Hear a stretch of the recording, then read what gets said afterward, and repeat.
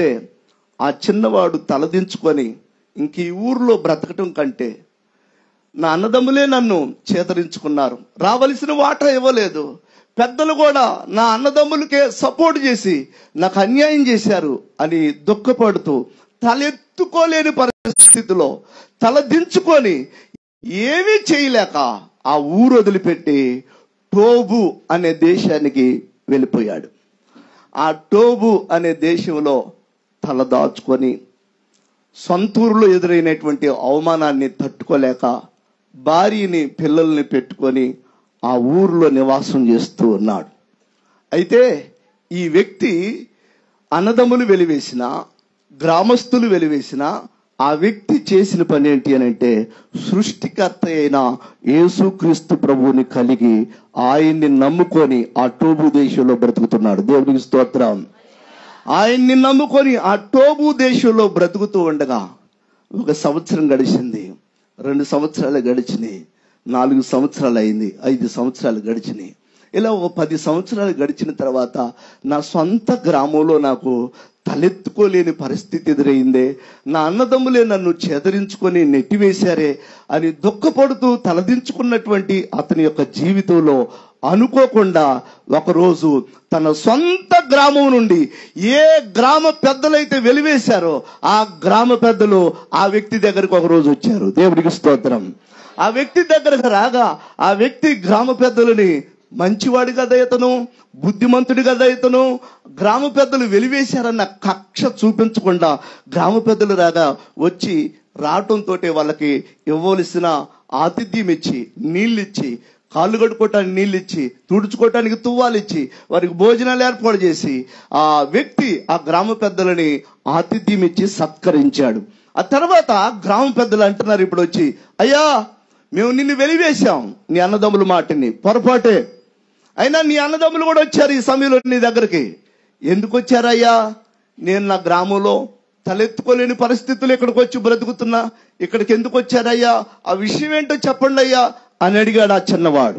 అడిగితే ఆ చిన్నవాడితో ఆ గ్రామ పెద్దలు అతని అన్నదమ్ములు వచ్చి అంటున్నారు, అయ్యా ఏమి లేదు, మన గ్రామం మీదకి లేకపోతే మన దేశం మీదకి శత్రువులు యుద్ధానికి వచ్చారు, వాళ్ళని మేము తట్టుకోలేకపోతున్నాం, వాళ్ళని మేము జయించలేకపోతున్నాం, శత్రువులు మన గ్రామం మీద పడిపోయారు, వారిని మేము ఎదుర్కోలేకపోతున్నాం, వాళ్ళ చేతుల నుంచి రక్షించగలిగిన సమర్థుడు ఎవరైనా ఉన్నారా అంటే పరాక్రమము కలిగిన బలాఢ్యుడిగా నువ్వే ఉన్నావు, నీ గురించి మాకు బాగా తెలుసు, మన గ్రామంలో ఉన్నప్పుడు నువ్వు పరాక్రమము కలిగిన బలాఢ్యుడివి, నీ గురించి మాకు బాగా తెలుసు, నువ్వే మమ్మల్ని రక్షించాలి అని చెప్పేసి ఇప్పుడు అన్నదమ్ములు వచ్చారు, ఆ గ్రామ పెద్దలు వచ్చారు, వెలివేసిన వారు కూడా ఆ వ్యక్తి దగ్గరకు వచ్చారు. దేవునికి స్తోత్రం.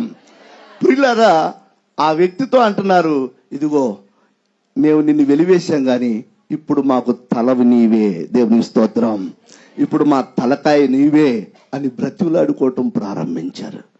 ప్రియులారా, నేనేమంటానంటే యేసుక్రీస్తు ప్రభు వారిని అంగీకరించటం ద్వారా ఒకవేళ నిన్ను ఎవరైనా తలదించుకునే పరిస్థితిలోకి నీ ఇంటి వారే, నీ అన్నదమ్ములే, నీ బంధువులే, నీ కుటుంబీకులే, నీ గ్రామస్తులే, నీ ఇరుగు పొరుగు వారే నిన్ను తలదించుకున్న స్థితిలోకి తీసుకెళ్ళి ఉంటే నేనంటాను, ప్రభువుని విడిచిపెట్టొద్దు, ప్రభువుకు నమ్మకంగా ఉండండి, యేసుక్రీస్తు ప్రభు వారిని కలిగి ఉండండి, ఆయన్ని సంపూర్ణంగా నమ్మి విశ్వసించండి. ఏదో ఒక రోజు నిన్ను అవమానపరిచిన వారే, ఏదో ఒక రోజు నిన్ను వెలివేసిన వారే, ఏదో ఒక రోజు నిన్ను గెంటి వేసిన నీ బంధువులే, ఏదో ఒక రోజు ఆస్తిలో వాటా ఇవ్వకుండా, రావలసినటువంటి స్వాస్థ్యములో వాటా ఇవ్వకుండా పక్కకు నెట్టేసినటువంటి నిన్ను మోసం చేసిన వారే నీ దగ్గరికి ఏదో ఒక రోజు వస్తారు. దేవుని స్తోత్రం. వాళ్ళు అంటారు ఏదో ఒక రోజు, మా తలకాయ నువ్వేనయ్యా, అనవసరంగా నేను పోగొట్టుకున్నావు అని అంటారు. కారణం ఏంటి అని అంటే ఈ వ్యక్తి తల తీసేసిన పని బంధువులు చేసిన, అన్నదమ్ములు చేసిన, తల దించుకునే పని గ్రామ పెద్దలు చేసిన ఈ వ్యక్తి మాత్రం యేసుక్రీస్తుని కలిగి నమ్మకంగా ఆయన స్తుతిస్తూ బుద్ధిగా ఉండుటను బట్టి ప్రభు ఏం చేశాడు అని అంటే ఎవరైతే వెలివేశారో వాళ్ళకి తలకాయగా చేశాడు. ఆమేన్. దేవుని స్తోత్రం. ఆ వ్యక్తి మరలా ఆ సొంత దేశం వచ్చాడు. సొంత దేశం వచ్చి ఆ గ్రామం మీద పనిచేస్తున్న శత్రువులను ఓడించి దేవుని నామంలో ఆ గ్రామానికి రక్షణ కలగజేశాడు. చివరికి ఏ గ్రామస్తులైతే వెలివేశారో అదే గ్రామంలో న్యాయాధిపతిగా ఉన్నాడు. హల్లెలూయా. ఆ వ్యక్తి పేరే యెఫ్తా. ఎంత ఆశ్చర్యకరమైన విషయం. ఈరోజు నేను ఏమంటాను అంటే, చాలా సందర్భాల్లో మనం కూడా తలదించుకున్న పరిస్థితులు ఎదురై ఉంటాయి. బంధువుల వలన తలదించుకున్న పరిస్థితులు ఎదురై ఉంటాయి. ఈ రాత్రి నేను ప్రకటిస్తున్న యేసుక్రీస్తుని మీ హృదయాల్లోకి ఆహ్వానిస్తే, ఎక్కడ నువ్వు తలదించుకున్నావో అక్కడే దేవుడు నిన్ను గణపరుస్తాడు. ఎక్కడ నువ్వు తలదించుకున్నావో వాళ్ళనే నిన్ను గణపరిచేటట్టుగా చేస్తాడు. హల్లెలూయా. గాఢాంధకారపు లోయలైనను, క్రూర మృగాల అడవులైనను, గాఢాంధకారపు లోయలైనను, క్రూర మృగాల అడవులైనను, అగాధ జలములు ఎదురైన, అగ్నిగుండమేడంతలైనా నీ కృపణిస్తే ఆ చిన్నవాడు తలదించుకొని ఇంక ఈ ఊర్లో బ్రతకటం కంటే, నా అన్నదమ్ములే నన్ను చేతరించుకున్నారు, రావలసిన వాటా ఇవ్వలేదు, పెద్దలు కూడా నా అన్నదమ్ములకే సపోర్ట్ చేసి నాకు అన్యాయం చేశారు అని దుఃఖపడుతూ తలెత్తుకోలేని పరిస్థితిలో తలదించుకొని ఏమీ చేయలేక ఆ ఊరు వదిలిపెట్టి టోబు అనే దేశానికి వెళ్ళిపోయాడు. ఆ టోబు అనే దేశంలో తలదాచుకొని సొంతూరులో ఎదురైనటువంటి అవమానాన్ని తట్టుకోలేక భార్యని పిల్లల్ని పెట్టుకొని ఆ ఊరిలో నివాసం చేస్తూ ఉన్నాడు. అయితే ఈ వ్యక్తి అన్నదమ్ములు వెలివేసిన, గ్రామస్తులు వెలివేసిన ఆ వ్యక్తి చేసిన పని ఏంటి అని అంటే, సృష్టికర్త అయిన యేసుక్రీస్తు ప్రభువుని కలిగి ఆయన్ని నమ్ముకొని ఆ టోబు దేశంలో బ్రతుకుతున్నాడు. దేవునికి స్తోత్రం. ఆయన్ని నమ్ముకొని ఆ టోబు దేశంలో బ్రతుకుతూ ఉండగా 1 సంవత్సరం గడిచింది, 2 సంవత్సరాలు గడిచినాయి, 4 సంవత్సరాలు అయింది, 5 సంవత్సరాలు గడిచినాయి. ఇలా ఒక 10 సంవత్సరాలు గడిచిన తర్వాత నా సొంత గ్రామంలో నాకు తలెత్తుకోలేని పరిస్థితి ఎదురైందే, నా అన్నదమ్ములే నన్ను చెదరించుకొని నెట్టివేశారే అని దుఃఖపడుతూ తలదించుకున్నటువంటి అతని యొక్క జీవితంలో అనుకోకుండా ఒకరోజు తన సొంత గ్రామం నుండి ఏ గ్రామ పెద్దలైతే వెలివేశారో ఆ గ్రామ పెద్దలు ఆ వ్యక్తి దగ్గరకు ఒకరోజు వచ్చారు. దేవుడికి స్తోత్రం. ఆ వ్యక్తి దగ్గరకు రాగా ఆ వ్యక్తి గ్రామ పెద్దలని, మంచివాడు కదా ఇతను, బుద్ధిమంతుడు కదా ఇతను, గ్రామ పెద్దలు వెలివేశారన్న కక్ష చూపించకుండా గ్రామ పెద్దలు రాగా వచ్చి రావటంతో వాళ్ళకి ఇవ్వవలసిన ఆతిథ్యం ఇచ్చి, నీళ్ళిచ్చి, కాళ్ళు కడుక్కోవటానికి నీళ్ళు ఇచ్చి, తుడుచుకోవటానికి తువ్వాలు ఇచ్చి, వారికి భోజనాలు ఏర్పాటు చేసి ఆ వ్యక్తి ఆ గ్రామ పెద్దలని ఆతిథ్యం ఇచ్చి సత్కరించాడు. ఆ తర్వాత గ్రామ పెద్దలు అంటున్నారు ఇప్పుడు వచ్చి, అయ్యా మేము నిన్ను వెలివేశాం, నీ అన్నదమ్ముల మాటని పొరపాటే, అయినా నీ అన్నదమ్ములు కూడా వచ్చారు ఈ సమయంలో నీ దగ్గరికి. ఎందుకు వచ్చారయ్యా? నేను నా గ్రామంలో తలెత్తుకోలేని పరిస్థితులు ఇక్కడికి వచ్చి బ్రతుకుతున్నా, ఇక్కడికి ఎందుకు వచ్చారయ్యా? ఆ విషయం ఏంటో చెప్పండి అయ్యా అని అడిగాడు ఆ చిన్నవాడు. అడిగితే ఆ చిన్నవాడితో ఆ గ్రామ పెద్దలు అతని అన్నదమ్ములు వచ్చి అంటున్నారు, అయ్యా ఏమి లేదు, మన గ్రామం మీదకి లేకపోతే మన దేశం మీదకి శత్రువులు యుద్ధానికి వచ్చారు, వాళ్ళని మేము తట్టుకోలేకపోతున్నాం, వాళ్ళని మేము జయించలేకపోతున్నాం, శత్రువులు మన గ్రామం మీద పడిపోయారు, వారిని మేము ఎదుర్కోలేకపోతున్నాం, వాళ్ళ చేతుల నుంచి రక్షించగలిగిన సమర్థుడు ఎవరైనా ఉన్నారా అంటే పరాక్రమము కలిగిన బలాఢ్యుడిగా నువ్వే ఉన్నావు, నీ గురించి మాకు బాగా తెలుసు, మన గ్రామంలో ఉన్నప్పుడు నువ్వు పరాక్రమము కలిగిన బలాఢ్యుడివి, నీ గురించి మాకు బాగా తెలుసు, నువ్వే మమ్మల్ని రక్షించాలి అని చెప్పేసి ఇప్పుడు అన్నదమ్ములు వచ్చారు, ఆ గ్రామ పెద్దలు వచ్చారు, వెలివేసిన వారు కూడా ఆ వ్యక్తి దగ్గరకు వచ్చారు. దేవునికి స్తోత్రం. ప్రియులారా, ఆ వ్యక్తితో అంటున్నారు, ఇదిగో మేము నిన్ను వెలివేశాం గాని ఇప్పుడు మాకు తలవి నీవే, దేవునికి స్తోత్రం, ఇప్పుడు మా తలకాయ నీవే అని బ్రతిలాడుకోవటం ప్రారంభించారు. ప్రియులారా, నేను ఏమంటానంటే యేసుక్రీస్తు ప్రభు వారిని అంగీకరించటం ద్వారా ఒకవేళ నిన్ను ఎవరైనా తలదించుకునే పరిస్థితిలోకి నీ ఇంటి వారే, నీ అన్నదమ్ములే, నీ బంధువులే, నీ కుటుంబీకులే, నీ గ్రామస్తులే, నీ ఇరుగు పొరుగు వారే నిన్ను తలదించుకున్న స్థితిలోకి తీసుకెళ్ళి ఉంటే నేను అంటాను, ప్రభువుని విడిచిపెట్టొద్దు, ప్రభువుకు నమ్మకంగా ఉండండి, యేసుక్రీస్తు ప్రభు వారిని కలిగి ఉండండి, ఆయన్ని సంపూర్ణంగా నమ్మి విశ్వసించండి. ఏదో ఒక రోజు నిన్ను అవమానపరిచిన వారే, ఏదో ఒక రోజు నిన్ను వెలివేసిన వారే, ఏదో ఒక రోజు నిన్ను గెంటి వేసిన నీ బంధువులే, ఏదో ఒక రోజు ఆస్తిలో వాటా ఇవ్వకుండా, రావలసినటువంటి స్వాస్థ్యములో వాటా ఇవ్వకుండా పక్కకు నెట్టేసినటువంటి నిన్ను మోసం చేసిన వారే నీ దగ్గరికి ఏదో ఒక రోజు వస్తారు. దేవుని స్తోత్రం. వాళ్ళు అంటారు ఏదో ఒక రోజు, మా తలకాయ నువ్వేనయ్యా, అనవసరంగా నేను పోగొట్టుకున్నావు అని అంటారు.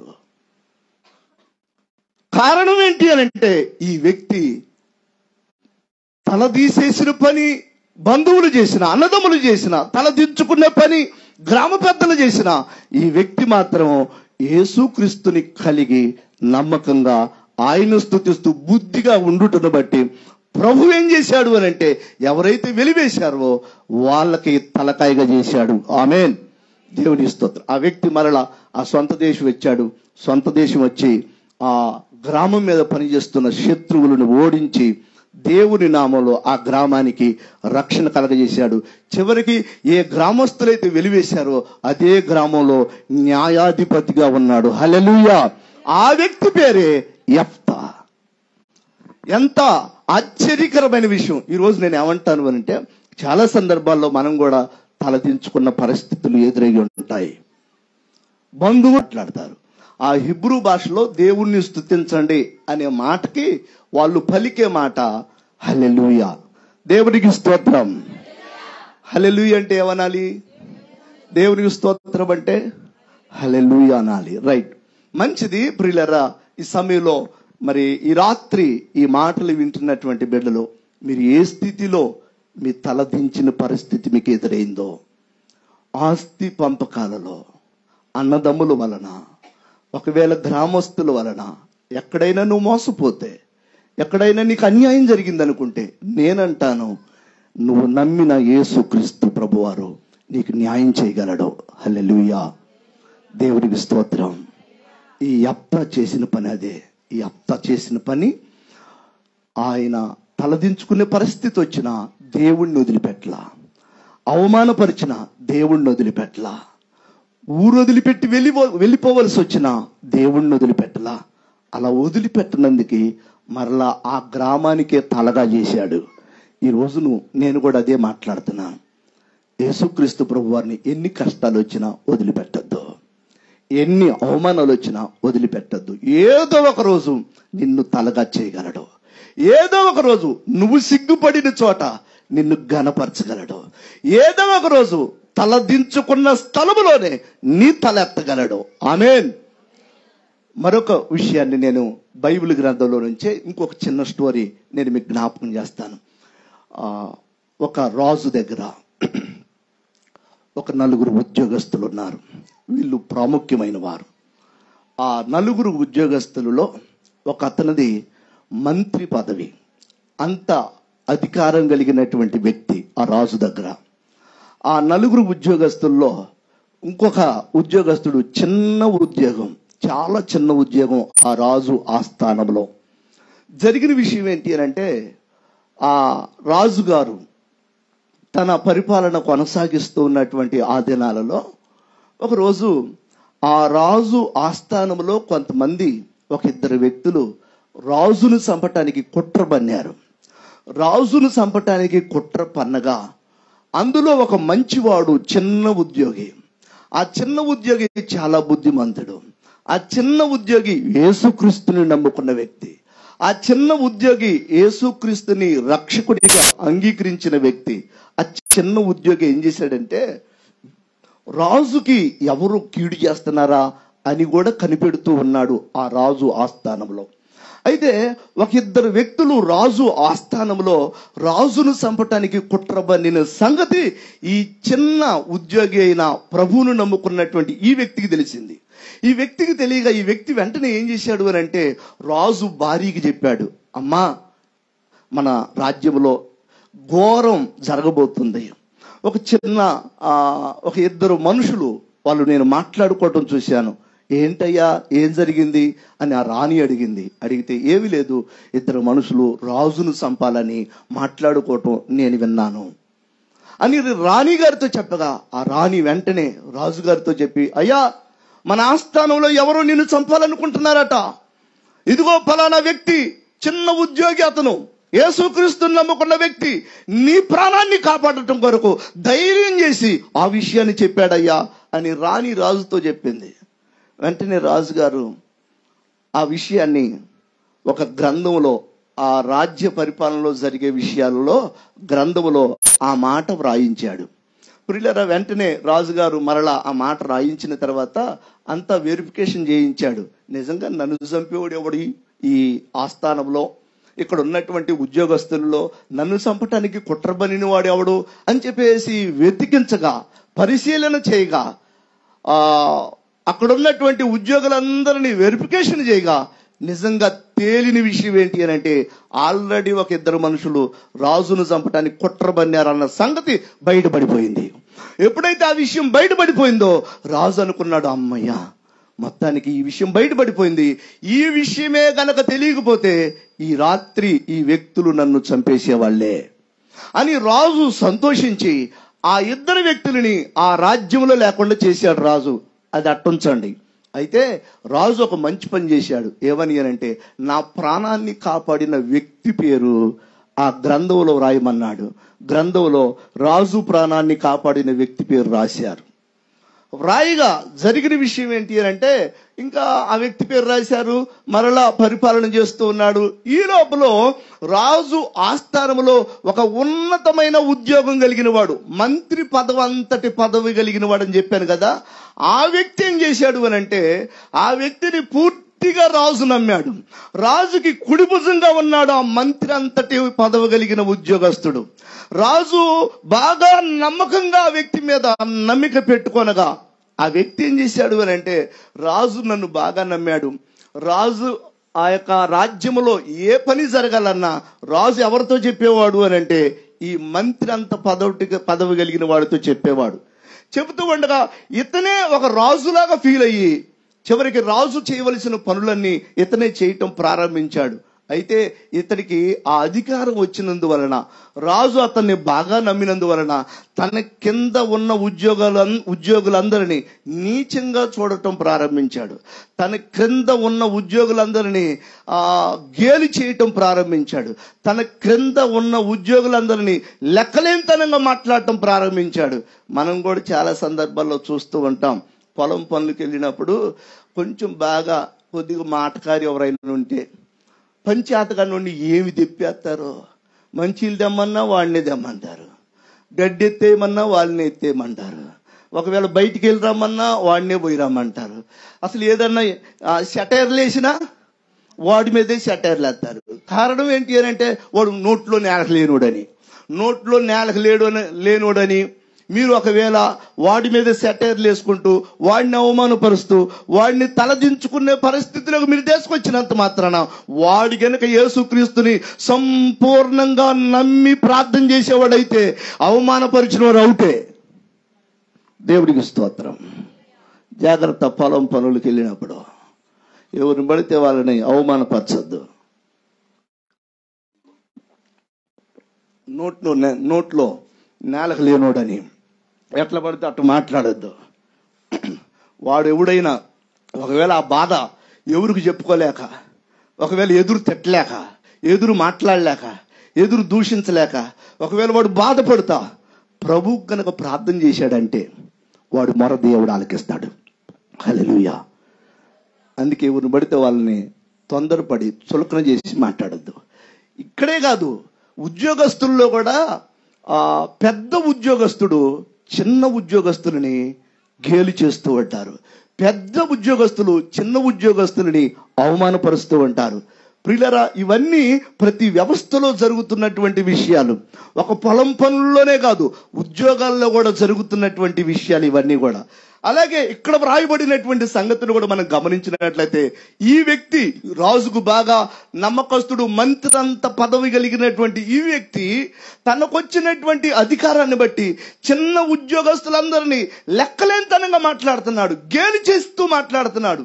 అలా మాట్లాడుతూ తనకున్నటువంటి అధికారాన్ని ఉపయోగిస్తూ చలామణి అవుతూ ఉండగా ఆ రాజు ఆస్థానంలో ఉన్న మిగతా ఉద్యోగస్తులందరూ కూడా ఆ ఉద్యోగస్తుడికి, ఆ పెద్ద ఉద్యోగస్తుడికి భయపడుతూ అందరూ నమస్కారం చేస్తున్నారు. ఎందుకు? గౌరవంతో కాదు. కొంతమంది గౌరవంతో నమస్కారం చేయించుకోరు, భయంతో నమస్కారం చేయించుకుంటారు. ఇప్పుడు వీళ్ళందరూ కూడా తిడుతూనే ఆ వ్యక్తిని, ఆ పెద్ద ఉద్యోగం కలిగినటువంటి ఆ వ్యక్తిని తిడుతూనే నమస్కారం చేస్తున్నారు, భయపడి. ఆ వ్యక్తికి అమ్మో మన మీద లేనిపోయింది రాజుగారికి ఏం చెబుతాడో, మన మీద రాజుగారికి ఏం ఫిర్యాదు చేస్తాడో, మన మీద రాజుగారికి ఏమి నేరం చెబుతాడో అని ఈ వ్యక్తి మాటలు రాజుగారు నమ్ముతాడు కనుక ఈ వ్యక్తి, మిగతా వాళ్ళందరూ కూడా ఈ వ్యక్తికి భయపడి అందరూ నమస్కారం చేస్తున్నారు. అలా నమస్కారం చేస్తూ ఉంటే ఒక వ్యక్తి మాత్రం, అందులో చిన్న ఉద్యోగం అని చెప్పాను కదా, ఆ చిన్న ఉద్యోగి మాత్రం ఈ పెద్ద ఉద్యోగికి నమస్కారం చేయట్లా. అందరూ నమస్కారం చేస్తున్నారు, ఈ చిన్న ఉద్యోగి మాత్రం నమస్కారం చేయట్లా. అప్పుడు ఆ పెద్ద ఉద్యోగికి బాధేసింది. అందరూ నాకు భయపడి నమస్కారం చేస్తూ ఉంటే ఈ చిన్న ఉద్యోగస్తుడు నాకు నమస్కారం చేయడేంటి అని చెప్పేసి బాధేసి ఈ వ్యక్తి మీద కుట్రపడినాడు ఆ పెద్ద ఉద్యోగి. మనం కూడా ఇట్లాంటి విషయాలు చాలా చూస్తూ ఉంటాం లోకంలో. ఎవరైనా మన మాట వినకపోతే కుట్ర పన్నుతాం, ఎవరైనా మనకి అనుకూలంగా మాట్లాడపోతే అసూయపడతాం, ఎవరైనా మనకి సపోర్ట్ చేయకపోతే ఉందే వాడి పని, లేని అన్ని గావిస్తాం, లేని అన్ని ఒకటి జరిగితే 4. అసలు మీకు ఒక మాట చెప్పనా, మీ విరోధి జీవితంలో ఏదైనా నష్టం జరిగింది అని అంటే, లేకపోతే మీ విరోధి ఏదైనా తప్పు చేశాడు అని తెలిస్తే, నాకు తెలిసి మనం ఏం చెబుతాం? జరిగింది ఒకటైతే ఇంకా 4 ఎక్కించి చెప్పమా? కారణం ఏంటి అని అంటే వాడి మీద అంత కక్ష ఉంది మనకి. అసలు జరిగింది ఒకటి, ఏదో చిన్న తప్పు ఉంది అసలు అయితే, కానీ దాన్ని డబల్ చేసి చెబుతాం. కారణం ఏంటి అంటే వాడి మీద ఉన్న బాధ లాంటిది. నేను ఏమంటాను అని అంటే ఆ విషయాలు మనం మానుకోవాలి. ఆమేన్. దేవుడు మనల్ని చూస్తున్నాడు. భూలోకంలో మనుషులు మన హృదయాన్ని పరిశీలించకపోవచ్చు, కానీ దేవుడు హృదయాలని పరిశీలించగలిగిన దేవుడు. ఆమేన్. దేవుని స్తోత్రం. ఇప్పుడు మనం గమనించినట్లయితే ఆ పెద్ద ఉద్యోగి ఎవరి మీద కక్ష పట్టాడు? ఈ చిన్న ఉద్యోగి మీద కక్ష కట్టాడు. కక్ష కట్టి ఒకరోజు పిలిచి, ఏంట్రా అందరూ నాకు భయపడి నాకు దండం పెడుతుంటే నువ్వు నాకు నమస్కారం చేయవేంటి, నువ్వు నాకు దండం పెట్టవేంటి అని చెప్పి ఒకరోజు డైరెక్ట్గా అడిగేశాడు. అడగ్గా ఆ వ్యక్తి అంటున్నాడు, నేను నా దేవుడికి నమస్కారం చేస్తా. దేవునికి స్తోత్రం. ఈ చిన్న ఉద్యోగి మంచి భక్తుడు. ఆమేన్. వీళ్ళందరూ నీకు భయపడుతున్నారు. వాస్తవానికి వీళ్ళందరూ గౌరవంతో కాదు నీకు నమస్కారం చేసేది, నువ్వు ఏదైనా చేస్తావని నమస్కారం చేస్తున్నారు. అయితే నేను నా దేవునికి మాత్రమే నమస్కారం చేస్తా, నీకు చేయను అన్నాడు. మరింతగా ఆ పెద్ద ఉద్యోగి కోపం తెచ్చుకొని చివరికి ఏం చేశాడు అని అంటే రాజుగారి దగ్గరికి వెళ్ళి, రాజయ్య అసలు వీడు ఉండటానికి వీల్లేదయ్యా, వీడి ఉద్యోగం ఊడిపోవాలి, అసలు వీడికి సంబంధించినటువంటి జాతి మొత్తం నాశనం కావాలి, వీళ్ళు మంచి వాళ్ళు కాదు వీళ్ళ జాతి అని రాజుగారితో ఈ పెద్ద ఉద్యోగి చెప్పటం ప్రారంభించాడు. ఇలా కుట్రవన్నీ చివరికి ఏం చేశాడు అని అంటే ఈ చిన్న ఉద్యోగిని చంపటానికి ప్లాన్ చేశాడు పెద్ద ఉద్యోగి. కారణం ఏంటి అని అంటే నన్ను పొగట్లేదని, కారణం ఏంటి అని అంటే నాకు లోబట్టలేదని, కారణం ఏంటి అని అంటే నాకు నమస్కారం చేయట్లేదని, కారణం ఏంటి అని అంటే నాకు ఎదురు తిరుగుతున్నాడని, మొత్తానికి పెద్ద ఉద్యోగి చిన్న ఉద్యోగిని చంపటానికి ప్లాన్ చేసేసాడు. అలా ప్లాన్ చేయగా జరిగిన విషయం ఏంటి అని అంటే ఒకరోజు రాజుగారికి నిద్ర పట్టలేదట నైట్. దేవునికి స్తోత్రం. నిద్ర పట్టకపోతే అక్కడ ఉన్నటువంటి పనివాడిని ఒకడు పిలిచి, అరే నిద్ర పట్టట్లేదు కానీ ఒకసారి నాకు మేలు చేసినటువంటి వ్యక్తుల పేర్లు గ్రంథంలో వ్రాస్తాం కదా, ఆ గ్రంథం తీసుకురమ్మన్నాడు రాజు. దేవుడికి స్తోత్రం. వెంటనే ఆ గ్రంథం తీసుకొచ్చి ఇచ్చాడు రాజు ఆస్థానంలో ఉన్నటువంటి ఒకడు. ఆ రాజుగారు నిద్ర పట్టక ఆ గ్రంథం వరుసగా చదవటం ప్రారంభించాడు. వరుసగా చదువుతూ ఉండగా ఆ రాజుగారికి ఆ రాత్రి ఆ గ్రంథం చదువుతూ ఉండగా ఒక విషయం దగ్గరకు వచ్చేసరికల్లా రాజు ఆగిపోయి ఒక చిన్న ఉద్యోగి నా ప్రాణాన్ని కాపాడాడు అని వ్రాయబడి ఉంది. దేవుడికి స్తోత్రం. వెంటనే ఆ రాజుగారు ఏం చేశాడంటే బంట్రౌతుల్ని వాళ్ళని పిలిచి, అబ్బాయ్ నా ప్రాణాన్ని కాపాడిన వాడికి బహుమతి ఏమన్నా ఇచ్చామా మనం అని అడిగాడు. అడిగితే బంట్రౌతులు రాజాస్థానంలో ఉన్న వారందరూ కూడా ఏ బహుమతి ఇవ్వలేదయ్యా, నీ ప్రాణాన్ని అయితే కాపాడాడు కానీ అతడు చిన్న ఉద్యోగి, కానీ అతనికి ఏ బహుమతి లేదయ్యా అని రాజుగారితో చెప్పారు. అప్పుడు ఆ లోపులో పెద్ద ఉద్యోగి వచ్చాడు రాజుగారి దగ్గరికి. దేవుడికి స్తోత్రం. ఈ పెద్ద ఉద్యోగి రాజుగారి దగ్గరకు వచ్చి సాష్టాంగ నమస్కారం చేసి అక్కడ కూర్చోబోయాడు. అప్పుడు రాజుగారు అన్నాడు, అయ్యా పెద్ద ఉద్యోగి, ఈ పుస్తకంలో ఒక మాట రాయబడి ఉంది,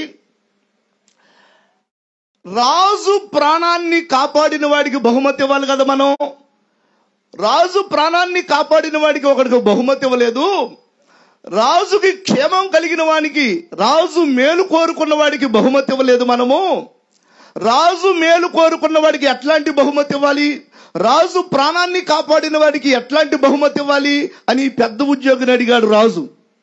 అప్పుడు ఈ పెద్ద ఉద్యోగి అనుకుంటున్నాడు, అసలు రాజుకు నమ్మకస్తుణ్ణి నేనే, రాజు తర్వాత బాగా నమ్మిన వ్యక్తిని నేనే గనక రాజు నన్నుగాక ఎవరిని కనపరుస్తాడు, నేనే కదా రాజుగా అనేక సార్లు మేలు చేసింది అని అనుకున్నాడు.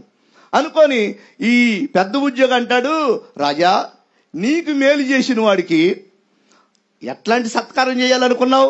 మామూలు సత్కారం చేయకూడదు, రాజ వస్త్రాలు అతనికి తొడిగించాలి, రాజు కూర్చునేటువంటి గుర్రం మీద అతన్ని కూర్చోబెట్టాలి, రాజు వేసుకున్నటువంటి కిరీటాన్ని అతనికి పెట్టాలి, అతన్ని ఊరంతా తిప్పి సన్మానం చేయాలయ్యా అని చెప్పాడు. అని చెప్పగా రాజు అన్నాడు, అర్జెంటుగా నా ప్రాణాన్ని కాపాడిన ఆ చిన్న ఉద్యోగిని తీసుకురండి అన్నాడు.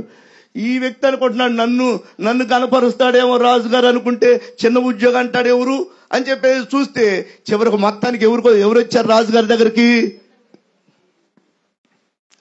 ఆ ప్రాణాన్ని కాపాడినటువంటి ఆ చిన్న ఉద్యోగి, ఆ పెద్ద ఉద్యోగికి నమస్కారం చేయనటువంటి ఆ చిన్న ఉద్యోగి ఈ యొక్క రాజుగారి దగ్గరికి తీసుకురాబడ్డాడు. వెంటనే రాజుగారు ఏం చేశాడు అని అంటే, హామాను, ఈ వ్యక్తి పేరేం పేరు?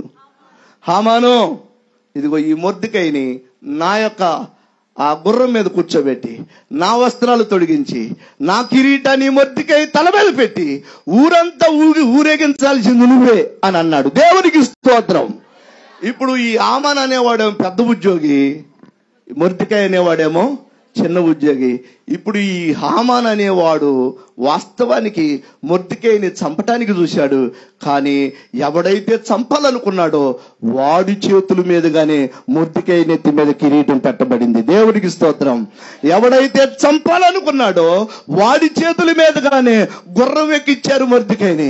ఎవడైతే చంపాలనుకున్నాడో వాడి చేతుల మీదుగానే ఊరంతా ఊరేగించారు. హల్లెలూయా. రైట్. తల దించుకున్న పరిస్థితుల్లో ప్రియులరా తల తీసేయాలనుకున్నాడు ఆ పెద్ద ఉద్యోగి, కానీ తల ఎత్తాడు దేవుడు. హల్లెలూయా. ప్రియులరా ఈరోజు నేను ఏమంటాను అనంటే, మీ తల ఎవరైతే తీసేయాలనుకుంటున్నారో, మీ తల ఎవరైతే దించాలనుకుంటున్నారో, మిమ్మల్ని ఎవరైతే అవమానపరుస్తున్నారో వారి ద్వారానే నిన్ను ఘనపరచగలడు ఆయన. హల్లెలూయా. ఈరోజు నేను ప్రకటిస్తున్న యేసుక్రీస్తు ప్రభువారు, ఆయన్ని నువ్వు ఆహ్వానిస్తే, ఆయన్ని నువ్వు అనుసరిస్తే, ఆయన్ని నువ్వు నమ్ముకోగలిగితే తల దించటానికి ప్రయత్నం చేసిన వారి చేతే నీ తల మీద కిరీటం పెట్టించగలడు. గనుక ఒకవేళ ఈ రోజు జరగకపోవచ్చు, ఏ రోజైనా జరగవచ్చు, ఎప్పుడైనా జరగవచ్చు అది. గనుక దేవుని పిల్లలమైన మనమందరం కూడా, నాకు తెలిసి మీరు కూడా ఎన్నోసార్లు తల తీసేసిన పరిస్థితులు ఉంటాయి, తల దించిన పరిస్థితులు ఉంటాయి, కానీ దేవుడు మీ తల ఎత్తగలడు. అట్లాంటి దేవుడు యేసుక్రీస్తు వారు. ఈ రాత్రి దావీదు భక్తుడు కూడా అదే అంటున్నాడు. ఇప్పుడు చదవండి కీర్తనల గ్రంథం 3వ అధ్యాయం 3వ కీర్తన. యెహోవా నీవే నాకు కేడముగాను, నీవే నాకు అతిశయాస్పదముగాను, నా తల ఎత్తువాడముగాను ఉన్నావు. చాలు. ఇక్కడ దావీదు కూడా అంటున్నాడు, ఆల్రెడీ నేను తలదించుకున్నానయ్యా. దేవుడితో మాట్లాడుతున్నాడు దావీదు. ఆల్రెడీ తలదించుకునే పరిస్థితిలో నేనున్నానయ్యా, కానీ నా తలెత్తువాడు నీవే. ఈరోజు నేనేమంటానంటే, ఏ స్థితిలో నువ్వు తలదించుకున్న పరిస్థితి ఉన్నా నీ తల ఎత్తగలడు. నువ్వు నమ్ముకున్న దేవుడు అంత గొప్పవాడు. దావీదు నమ్మిక కోల్పోలా. వాస్తవానికి దావీదుకి ఎందుకు తలదించుకునే పరిస్థితి వచ్చిందయ్యా అని మనం దైవ గ్రంథాన్ని పరిశీలన చేస్తే, దావీదుకు తలదించుకునే పరిస్థితి భయంకరంగా వచ్చింది. దావీదు ఆల్రెడీ రాజు, దావీదు ఆల్రెడీ చక్రవర్తి, దావీదు ఆల్రెడీ అనేక జనాంగాన్ని పరిపాలిస్తున్నటువంటి ఒక ఉన్నతమైన రాజు. అతని నెత్తి మీద కిరీటం ఉంది, అతని సింహాసనం మీద కూర్చొని పరిపాలన చేస్తూ ఉన్నాడు. కానీ అనుకోకుండా దావీదు తలదించాల్సి వచ్చింది. హల్లెలూయా. ప్రభునందు ప్రియులరా, ఎంత గొప్పవాడికైనా ఒక్కోసారి తలదించడానికి దేవుడు అవకాశం ఇస్తాడు. ఒక్కోసారి విషయం ఏంటి అని అంటే, మన పాపాన్ని బట్టి తలదించాల్సిన పరిస్థితి కొన్ని సందర్భాలు వస్తాయి. కానీ దేవుడు పరీక్షించటానికి కూడా కావాలని తలదించే పరిస్థితి నీకు ఇస్తాడు. ఒక్కొక్కసారి దేవుడు నిన్ను హెచ్చించటానికి కూడా తలదించే పరిస్థితి ఇస్తాడు దేవుడు. ఒక్కొక్కసారి శిక్షగా, అంటే నిన్ను బాగు చేయటానికి, భవిష్యత్తులో నిన్ను ఆశీర్వదించడానికి శిక్షగా కూడా తలదించటానికి దేవుడే అవకాశం ఇస్తాడు. ఇప్పుడు దావీదు భక్తుడే, దావీదు ఆత్మీయుడే, దావీదు రాజే, దావీదు దేవుడు అభిషేకించుకున్న వ్యక్తే. కానీ ఏం జరిగిందయ్యానంటే, దావీదు జీవితంలో కూడా తలదించుకోవలసిన పరిస్థితి వచ్చింది. ఆ పరిస్థితిని మనం గమనించినట్లయితే, దావీదు ఇలాగే సింహాసనం మీద కూర్చొని దేశాన్ని పరిపాలిస్తూ ఉండగా, ఒకరోజు దావీదు కుమారుడే దావీదు దగ్గరకు వచ్చి నిన్ను పొడుస్తానన్నాడు. దావీదు దగ్గరకు వచ్చి దావీదు కుమారుడే దావీదు మీద దూషిస్తూ మాట్లాడటం ప్రారంభించాడు. తండ్రి మీద కుమారుడే కర్ర తీసుకొని ఎగబడ్డాడు. తండ్రినే కుమారుడు అనాలోచనగా దూషిస్తూ మాట్లాడటం ప్రారంభించాడు. ఆ సందర్భంలో దావీదు ఒక తండ్రిగా కుమారుని చూసి, కుమారుడు లోబడి ఉండవలసిన కుమారుడు, గౌరవించవలసిన కుమారుడు, తండ్రికి ఘనత తీసుకురావలసిన కుమారుడు, తండ్రికి ఎదురు తిరగగా, తండ్రి మీద కత్తి దూయటానికి సిద్ధపడగా, తండ్రి సింహాసనాన్ని కోరుకొనగా, తండ్రి మీద కర్ర తీసుకొని ఎగబడగా, దావీదుకి ఏం చేయాలో అర్థం కాలా. ఈరోజు మనం గమనించినట్లయితే, తండ్రి మీద పిల్లలు ఎగబడితే, ఒకవేళ తండ్రిని పిల్లలు కొడితే తండ్రికి అవమానమా కాదా? తండ్రి తలెత్తుకుంటాడా, తలదించుకుంటాడా? ఈనాటి దినాలలో నేను అంటాను, తండ్రిని తలదించుకునే పరిస్థితుల్లో ఎదురు తిరిగే వాళ్ళు లేకపోలేదు. తల్లిదండ్రులు మీదకి ఎగబడితే పిల్లలు, తల్లిదండ్రుల మీదకి కర్ర తీసుకొని వస్తే పిల్లలు, ఆ తండ్రి తలదించుకుంటాడు. ఇప్పుడు దావీదు మీదకి, ఈ రాజు మీదకి ఎవరు వచ్చారు? కన్న కొడుకే కర్ర తీసుకొని వచ్చాడు. 10 మంది చూస్తున్నారు. ఒక రాజు అయ్యుండి అందరూ చూస్తూ ఉండగా కన్న కొడుకి కర్ర తీసుకొని మీదకి వస్తే, అనరాని మాటలు అంటూ దూషిస్తూ ఉంటే, ఆ తండ్రి గుండె తరుక్కుపోయి ఒక్కసారిగా దుఃఖపడటం ప్రారంభించాడు. తలదించుకున్నాడు దావీదు, తలదించుకున్నాడు. హల్లెలూయా. దేవునికి స్తోత్రం. ప్రభునందు ప్రియులారా, అయితే విషయం ఏంటి అని అంటే, కొడుకుని కొట్టగలడా, కొట్టలేడా దావీదు? దావీదు గురించి బైబిల్లో ఒక మాట రాయబడి ఉంది, సింహము వంటి గుండె కలిగిన వాడు. దేవునికి స్తోత్రం. ఎట్టంటోడంట? సింహం వంటి గుండె కలిగిన వాడట దావీదు. ఎవడికి భయపడేవాడు కాదట. కానీ కుమారుడు కర్ర తీసుకొని వస్తే తలదించుకున్నాడు. ఇప్పుడు నేను ఏమంటానంటే, 6 మూరల జానుడు గొలియాతు ఎదురొస్తే దావీదు పారిపోయాడా? సింహం ఒకసారి ఎదురొస్తే పారిపోయాడా? ఎలుగుబంటి ఒకసారి ఎదురొస్తే దావీదు మీదకి పారిపోయాడా? అంత ధైర్యం కలిగిన వాడు దావీదు. ఇట్లాంటి ధైర్యం కలిగినటువంటి దావీదు కొడుకు ఎదురు తిరిగితే ఏం చేశాడు? ఎరా కర్ర తీసుకొని వస్తావంటారు నా మీదకి? అసలు నేనేంటో, నా శౌర్యం ఏంటో, నా ఆత్మీయత ఏంటో తెలుసు అంటారా నీకు అని ఈ తండ్రి కూడా కర్ర తీసుకోవాలా. దేవుడికి స్తోత్రం. ఈ దావీదు మరో కర్ర తీసుకోవాలి. ఎంత మంచివాడు అంటే దావీదు, ఎంత సుబుద్ధి కలిగిన వాడు అంటే దావీదు. కుమారుడు కర్ర తీసుకొని రాక, కుమారుడు కత్తి తీసుకొని రాక, ఎదురు తిరిగి కుమారుడిని కొట్టగలడు. కానీ నేను ఎదురు తిరిగితే నా కుమారుడిని నా చేత్తో నేనే సంపాల్సి వచ్చిద్దని మంచి బుద్ధితో అవసరమైతే నా కుమారుడికి కనపడకుండా నేనే పక్కకి వెళ్ళిపోతా. దేవుడికి స్తోత్రం. నా కుమారుడికి కనపడకుండా నేను తలదించుకున్నా పర్వాలేదు, నా కుమారుడు మాత్రం నేనేమి చేయను అని ఆ తండ్రి మంచివాడై పక్కకి వెళ్ళిపోయాడు. ప్రియులారా, కుమారుడికి భయపడి కాదు, కానీ కుమారుడి చేతిలో లేకపోతే తండ్రి చేతిలో కుమారుడు చనిపోకూడదని, నా చేతిలో నా కుమారుడు చనిపోకూడదని ఆ దావీదు అడవుల్లోకి వెళ్ళిపోయాడు. జనం అందరూ చెప్పుకుంటున్నారు, గ్రామం అంతా చెప్పుకుంటున్నారు, ప్రజలందరూ చెప్పుకుంటున్నారు. ఏమని అనంటే, దావీదు ఆ రాజు కొడుక్కు భయపడి అడవుల్లోకి బారిపోయాడని. కానీ కొడుక్కు భయపడి కాదు, కొడుకుని తన చేతులతో సంపాల్సి వచ్చిద్దని దావీదే మొహం తప్పించాడు. ఎంత తలదించుకోవలసి వచ్చింది దావీదు. దేవుని స్తోత్రం.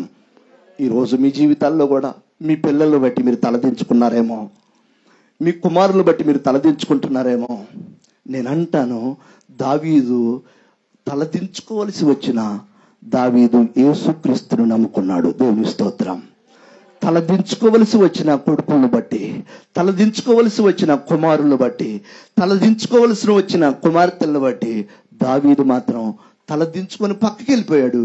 కానీ అక్కడ ఆయన నమ్ముకున్న దేవుణ్ణి మాత్రం విడిచిపెట్టలా. ఆమేన్.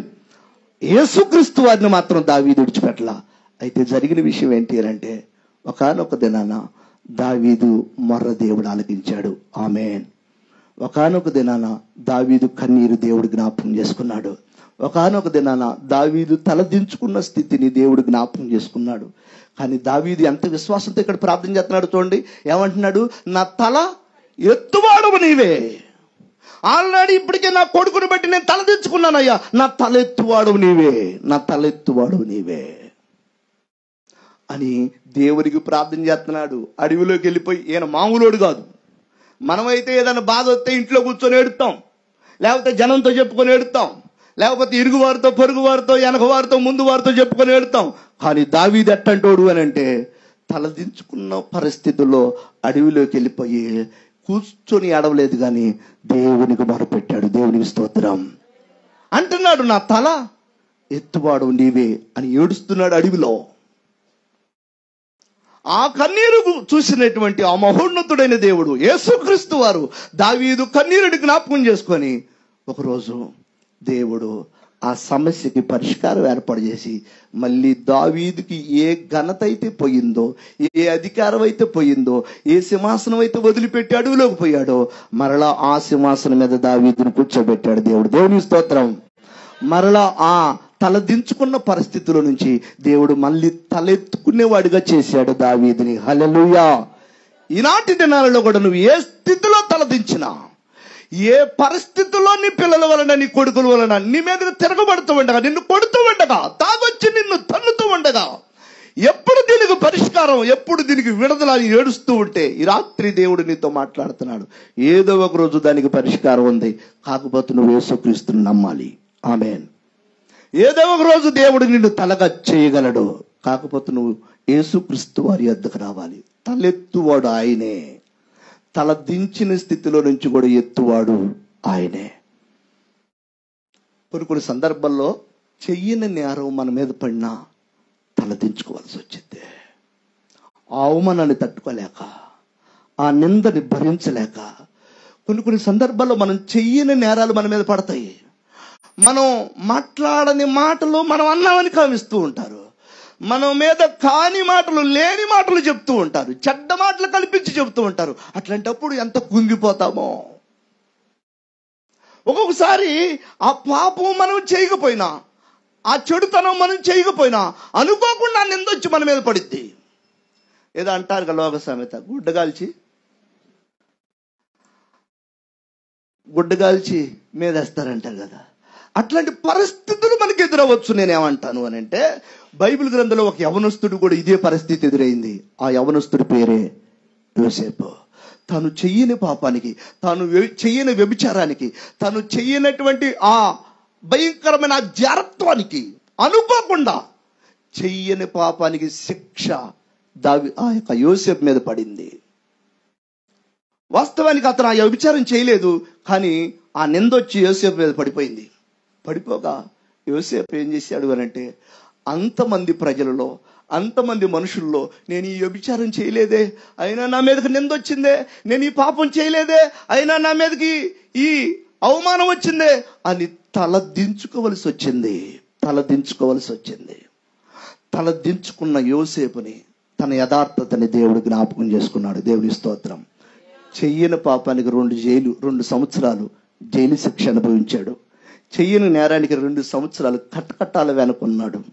ఆ తర్వాత ఇంత ఓర్పు కలిగిన యోసేపుని చెయ్యని నేరానికి కూడా పల్లెత్తు మాట మాట్లాడకుండా శిక్షని అనుభవించడానికి సిద్ధపడి తలదించి ఆ యొక్క జైల్లో గడిపి ఉండగా దేవుడు జ్ఞాపకం చేసుకున్నాడు. ఈరోజు ప్రియులారా, మీ మీదకి ఏదైనా చెయ్యని నేరం మీ మీద పడితే మీరు ధన్యులు.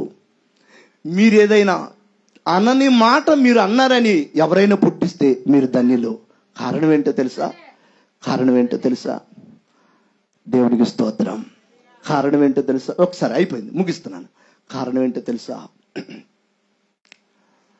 యోసేపు చెయ్యని వ్యభిచారానికి ఆ నింద పడటమే కాదు, జైలు పాలై జైలు శిక్ష చేయటం వలన 2 సంవత్సరాలు. ఆ తర్వాత దేవుడు ఈ యోసేపు ఆ వచ్చిన నిందను బట్టి ఎదురు దూషించటం కానీ, వచ్చిన నిందను బట్టి గొడవాడటం కానీ, నేను చేయనటువంటి ఈ నేరాన్ని నా మీద వేశారు అని తగువాడటం కానీ చెయ్యక యోసేపు సహించటం వలన ఒకరోజు ఏం జరిగింది అని అంటే, యోసేపుని ఆ దేశం మీదే ప్రధానమంత్రిగా చేశాడు దేవుడు. దేవునికి స్తోత్రం. హల్లెలూయా. ఎవరైతే చెయ్యని నేరానికి శిక్ష అనుభవిస్తారో వారిని దేవుడు గొప్పలను చేస్తాడు. ఎవరైతే చెయ్యని నింద పడతారో వాళ్ళని దేవుడు గొప్ప స్థితిలో కూర్చోబెడతాడు. ఆమేన్. కాకపోతే వీళ్ళు చేయాల్సిన పని ఏంటి అని అంటే, వచ్చిన నిందను బట్టి వీళ్ళు నోరు బారేసుకోకూడదు, వచ్చిన మాటను బట్టి వీళ్ళు నోరు బారేసుకోకూడదు. ఏం చేయాలి వీళ్ళు? మరి నన్ను ఎట్లా అంటున్నారయ్యా, నేను ఏమనలేదయ్యా, నేను ఈ మాట మాట్లాడలేదయ్యా, అయినా అంటున్నారయ్యా, నువ్వే చూసుకో అని ఓర్చుకొని నువ్వు ఎదురు మాట్లాడుకోకుండా ఉండగలిగితే ఏదో ఒక రోజు దేవుడు నిన్ను సింహాసనం మీద కూర్చోబెడతాడు. ఆమేన్. జైల్లో తలదించుకున్నాడు, సమాజంలో తలదించుకున్నాడు యోసేపు, కానీ ఒకరోజు తలెత్తుకున్నాడు. ఆమేన్. ఎక్కడ? దేశం యొక్క ప్రధానమంత్రి సీట్లో కూర్చొని తలెత్తుకోగలిగాడు. ప్రభునందు ప్రియులారా, ఒకసారి మనం అందరం గమనిద్దాం. ఈరోజు ఈ మాటలు విన్నటువంటి మనం అందరం కూడా ఒకవేళ ఎప్పటికే ఏ విషయంలో, ఒకవేళ వ్యాపారంలో, నువ్వు చేస్తున్న వ్యాపారంలో తలదించుకునే పరిస్థితి ఎదురైందేమో, ఒకవేళ నువ్వు చేస్తున్న ఉద్యోగంలో తలదించుకునే పరిస్థితి ఎదురైందేమో, ఒకవేళ నువ్వు పండిస్తున్న పంటలలో తలదించుకునే పరిస్థితి ఎదురైందేమో, ఒకవేళ నీ పిల్లల వలన తలదించుకునే పరిస్థితి ఎదురైందేమో, ఒకవేళ నీ తల్లిదండ్రుల వలన తలదించుకునే పరిస్థితి ఎదురైందేమో. కానీ దేవుడి రాత్రి నేను ప్రకటిస్తున్న యేసుక్రీస్తు ప్రభు వారి దగ్గర నువ్వు మొరపెట్టుకోగలిగితే, ఆయన్ని నమ్ముకోగలిగితే, ఆ యేసుక్రీస్తు వారిని నీ హృదయంలోకి ఆహ్వానించగలిగితే నీ తల ఎత్తగలడు ఆయన. హల్లెలూయా. ప్రియులారా, మొర్దెకై తల ఎత్తిన దేవుడు, దావీదు తల ఎత్తిన దేవుడు, యోసేపు తల ఎత్తిన దేవుడు ఈ రాత్రి మన తల కూడా ఎత్తగలడు. ఎవరైతే తలదించుకున్న పరిస్థితుల్లో ఎప్పటికే మగ్గిపోయి సతమతమై ఎవరికి చెప్పుకోలేని పరిస్థితుల్లో ఉన్నారో దేవుడు ఒకరోజు తల ఎత్తబోతున్నాడు. యేసుక్రీస్తు వారిని నమ్ముకుంటే. ప్రార్థన చేద్దాం. అందరూ లేచి నిలబడితే ప్రార్థన చేసుకుంటాం.